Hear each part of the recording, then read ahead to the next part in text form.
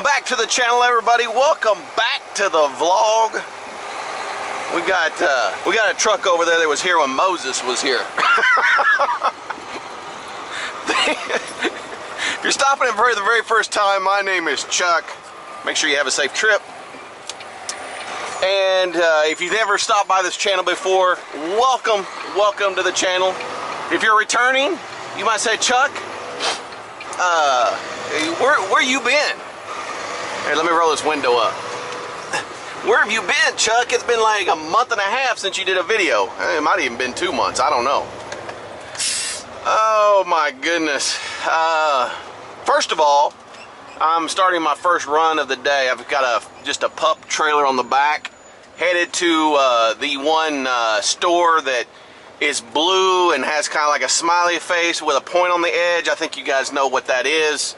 But I'm taking a loaded trailer over there and dropping off and picking up an empty and coming back. And at that point, we'll begin to look over today's freight. And I looked at the board before I left. I think I've got 13 deliveries and 6 pickups so far, but the pickups will go up as the day goes on. And the last time I spoke to you guys, I was in the line haul division. Of course, by what I just told you, you now know I'm not currently doing that. You know, sometimes in life, as a mother or a father, but especially a father, you need to be home if something happens. I do have a son that's 20. Of course, he does his own thing. I have another one that is 16, about to turn 17, and he pretty much does his own thing, but, I just needed to be home on a daily basis, so if something happens, as far as, medically, I'm just going to leave it at that. I'm not going to dive into a whole bunch of that. He's a great kid. He's never in a lick of trouble. The kid has never really been sick. Health things pop up every now and then, and one thing I want to say about Estes is how flexible they are. I got a call on a Saturday night, and I called Central and said, hey, I got to get home. I'm right in the middle of my work week, and let's just say I'm decently close, but without hesitation. I'm sorry if that sun's a little too bright. Let me raise this seat up a little bit. Maybe that'll help a little bit. And that may not even have been in your face at all, but it was in mine.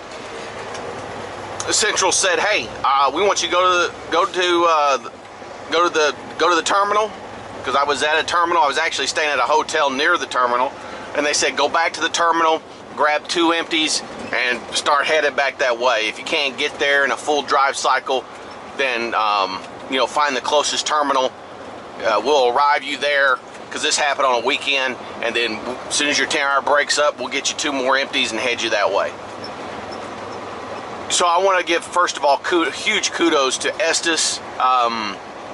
One thing I've always enjoyed about working here, I've been here, golly, it's almost a year now. It's hard to believe, but they are all about, the way they look at it, at least in my experience. Now, my experience may not be your experience and so forth and so on. So, but at least at my terminal and how, my time with Central, your family and you are more important than that freight.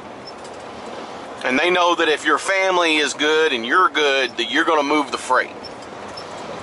And, I came back, talked to my terminal manager. He said, "Chuck, hey, I'm gonna put you back in the city for now, and you can run the city and take care of things. And once you get to the point where that seems to be okay, and you want to go back into line haul, then we'll get you back over into line haul." But in the meantime, they did give me my own route, so that's probably been the biggest reason why I haven't filmed. Is because, in the past, I was considered a rookie, and still am, but was a floater, so every day, was totally different. Now I have my own set route, and I have my own customers, I'm going to the same places, but whenever you have that, everything is really based on time, and you got to get after it, and I probably have the heaviest route in the city that has the most drops and has the most pickups. So there's not a whole lot of time for me to be talking and showing, and because I can't spend a whole lot of time, you know, at these shippers and receivers. But I've been doing it now a little over a month, and you know, I'm getting my routine down and customers, so I may start making some videos. And I'm sorry about the windshield. I know it probably looks really bad, but of course this truck goes to Kansas City every night. I'm back in the I never even gave this truck a name, but I'm back in the Stallion, or whatever you want to call it, back in my Volvo. But I don't know if I'm going to continue doing vlogs or not. I mean, I've got 30 vlogs about what it's like to be a P&D driver. It's just what I'm doing now is still a P&D driver, but on steroids. Meaning that there's a lot of cut time. There's a lot of times I have to, you know, be at places for pickups. Sometimes they're drops, sometimes they're appointments, sometimes, you know, and so it's a constant just go all day, and I love that. There's several drivers that have had this route and don't like this route because of the volume and because it requires you to hustle all day long. There's not much time really to take a breath, or, you know, but that's the way I'd rather have it. I'm a runner anyway. I like to go non-stop. But, you know, again, I wanted to give you guys an update where I was at, what's happened, am I still doing line haul, you know, what's going on. But that's kind of where I'm at right now. And again, you know, if you want to see videos of me doing my route, then give the video a thumbs up, maybe drop a comment, say, yeah, Chuck, hey, we'll watch some more videos. If not, I understand. You know, maybe in the future when I go back to line haul, I'll fire the channel back up, and at that point, try to share that experience. And I've got a good friend that is here at Estes that is doing a bid run right now. So, you know, if you want to find out a little bit about that, go check him out. I'll have him linked in the description below. His name is Chris, and you can go click on his channel, and he kind of shares a lot about money and what you can make here at Estes, the ups and downs. You know, because this job, you know, any place you work, no place is perfect. You got the Air Force 38th Fighter Wing over here. Remember, one of my customers, I go over there. Boy, that's quite the shenanigans to get into that place. Especially if you've got stuff on your truck. Boy, they want to know exactly what you got in there. They want to look at your bills. Hey, I understand. You know, we live in a different world and a different time nowadays. But yeah, let me know if you want to see some videos. You know, I'll try to maybe make one a week, maybe a couple a week, something like that. Because a lot of times when I go out and do just one day's worth of run, I can make like 3 videos. Drops and pickups. And sometimes I do that. But we're kind of in my area here. There's a big company right here that I go to every day, pick up. But I'm enjoying it. And, you know, I don't know how long I'll do this until, you know, I'm able to go back to line haul, because ultimately that's what I want to do. That's where my heart is. I enjoy driving at night. Yeah, is it hard to drive at night? Anybody who tells you, hey, I got no problems driving at night, they're giving you a little bit of a fib. Because even though I'm really good about driving at night, man, that 3 to 6 o'clock time frame, your body hits a wall. Just your own internal clock just starts going. It doesn't matter if you had 10 hours of sleep. It starts saying, hey, it's time to rejuvenate, because our bodies are designed to do that at night.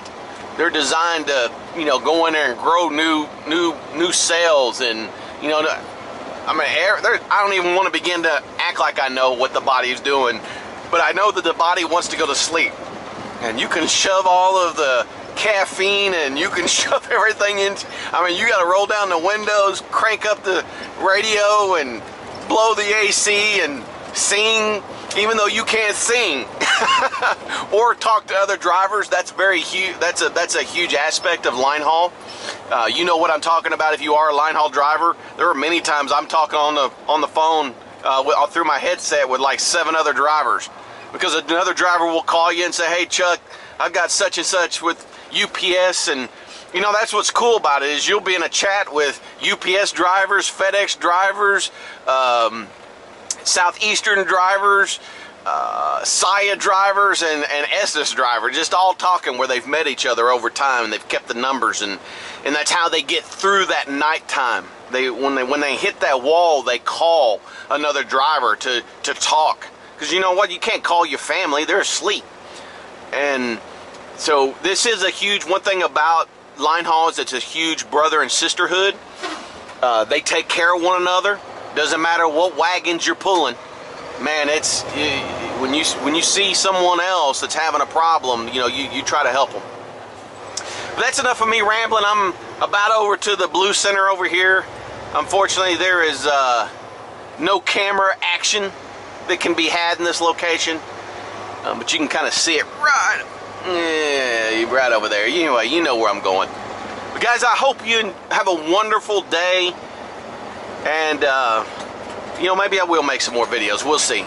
But until I see you at the next video, I hope each and every one of you have a blessed rest of your day. And remember this, life truly is short. Make sure you make it sweet.